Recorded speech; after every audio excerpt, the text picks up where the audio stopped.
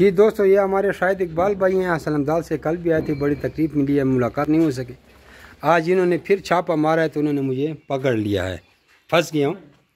तो इनको हमने ये न्यूजीलैंड वाइट का ब्रीडर जोड़ा दिया है, फीमेल प्रेग्नेंट है और दोबारा भी मेल ने इसको 2-3 दफ़ा क्रॉस किया है और इनसे 12 साल का एग्रीमेंट हो गया। तो वीडियो बनाने का मकसद था कि आप लोगों को थोड़ा कभी कभी दिखाया करें। और ऊपर अभी बिल्डिंग कंस्ट्रक्शन वगैरह जारी है, तो कस्टमर धड़ा धड़ा आ रहे हैं। बस जो जिनसे मुलाकात हो जाती है वो हो जाती है, और जिनको मैं नहीं मिलता वो वैसे चला जाते हैं।